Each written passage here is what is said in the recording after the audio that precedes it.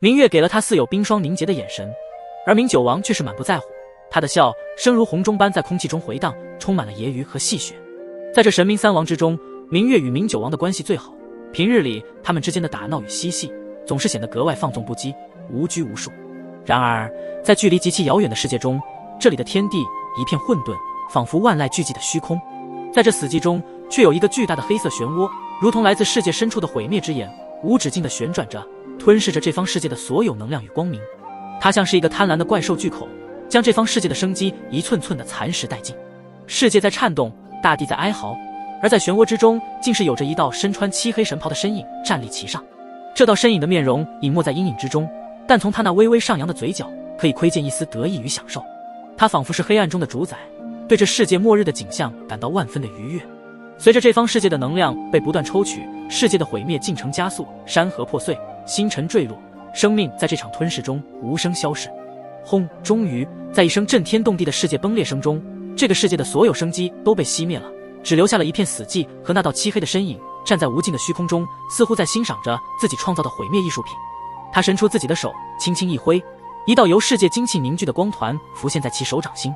世界精气是一方世界的所有能量体，只有彻底的毁灭这一方世界后，才能够抽取出世界的精气。如果世界不毁灭殆尽，那么就无法吸收这方世界的全部精气。这就是为什么这位身穿漆黑神袍的男子要毁灭这一方世界的主要原因。漆黑神袍男子的目光盯着手中的点那微小的光团，这看似小小光团之中的质量却是高到无法想象，并且能够将如此庞大浩瀚的世界精气压缩出这么小的光团，也足以证明了他手段的可怕。随后被他一口吸了进去。在这光团入体的那一刻，他感到自己的先天之力有了一丝微妙的变化，只是这变化几乎是忽略不计。吸收了这么多的世界精气，居然还是无法让先天之力提升到10重精纯度。看来仅仅靠着吸收世界精气，几乎是无法完成让先天之力达到10重精纯度。如果先天之力无法达到10重精纯度，吾的先天大计划会受到阻碍。看来只有收服创世神火，吸收其本源，或许就能够让吾的先天之力达到那前所未有的10重精纯度。突然，数道黑影如同幽灵一般的出现，他们无声无息，却又透着深深的敬畏，跪在这位漆黑神袍的男子面前，低沉的声音带着无比的恭敬之意开口道：仙灵王大人，一切按照计划进行得非常顺利。而这些黑影便是来自先天神族的先天神灵，他们只服从眼前这位黑神仙灵王。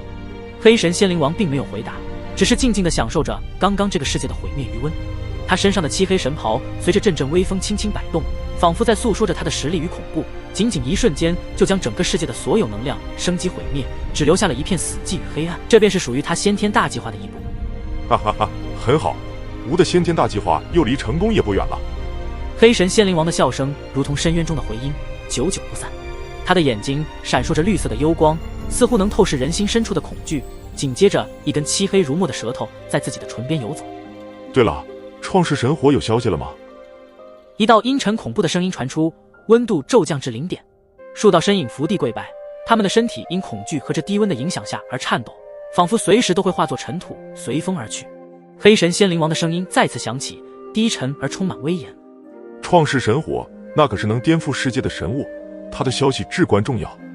他的话语中透露出不容置疑的命令，那声音仿佛能穿透耳膜，直击心灵。而那些数道黑影们纷纷低头，气氛陷入了死一般的寂静。片刻后，其中一道黑影颤巍巍地开口：回禀仙灵王大人，目前还没有创世神火的消息，但据说不久前有人感应到天谷神灵渊中似乎出现了异动。闻言这道消息后，黑神仙灵王的眼中闪过一丝兴奋，他的脸上浮现出一抹难以捉摸的微笑。有趣，真是有趣。创世神火还没降临，天谷神灵渊中就出现了异动，看来已经有人进入到了天谷神灵渊中了。在创世神火未降临就强行进入到那其中，简直就是找死。那其中的力量，不管是大道主神还是造化主神进入，那下场可都是一样的惨状啊。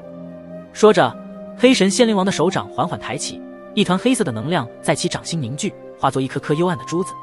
这是由先天之力凝聚成型的先天珠，只要服下你们，就可以暂时不受那里的禁忌之力影响。现在你们与吾一起去探查天谷神灵渊的异动，不过一定要切记，在进入天谷神灵渊后隐蔽自己的气息，不然一旦被禁区之力感应你们的存在，都将会在一瞬间灰飞烟灭。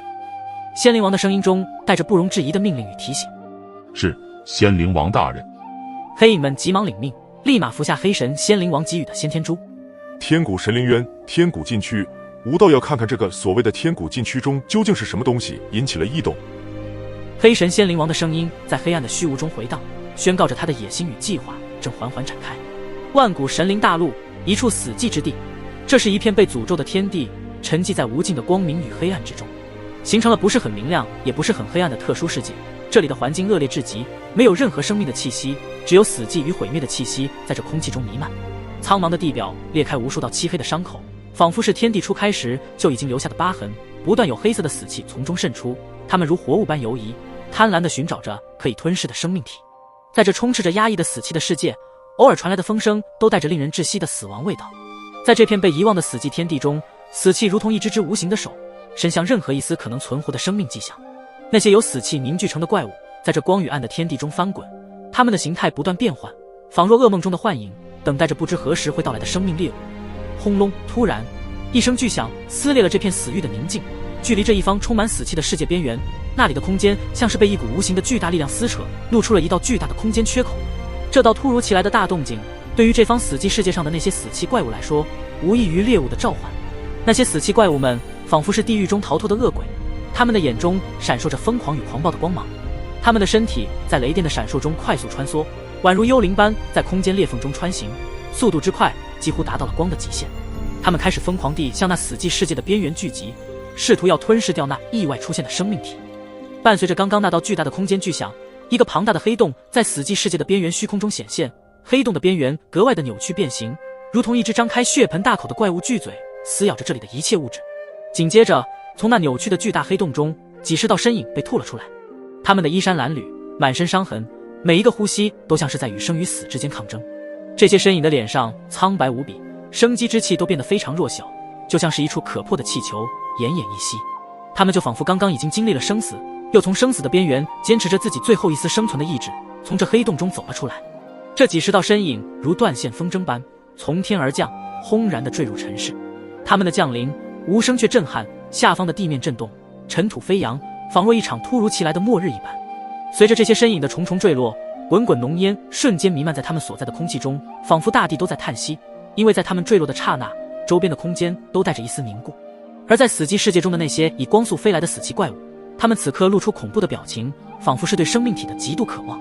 然而就在这些死气怪物距离那几十道身影坠落之地只有万里距离的地方轰然停下，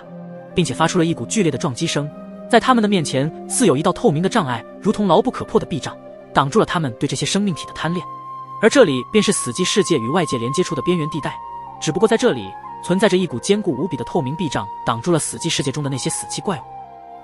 死气怪物们纷纷的愤怒的咆哮，他们的表情扭曲，显露出对那几十道生命体的渴望和对无形壁障的愤怒。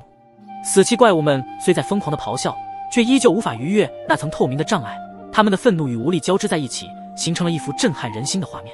在这方死寂世界的边缘中，无形的壁障如牢笼一般挡住了那些死气怪物与那近在咫尺的几十道生命体。死气怪物们的眼中透出疯狂，他们不断地撞击着这层看似脆弱却坚不可摧的无形屏障，发出震耳欲聋的轰鸣。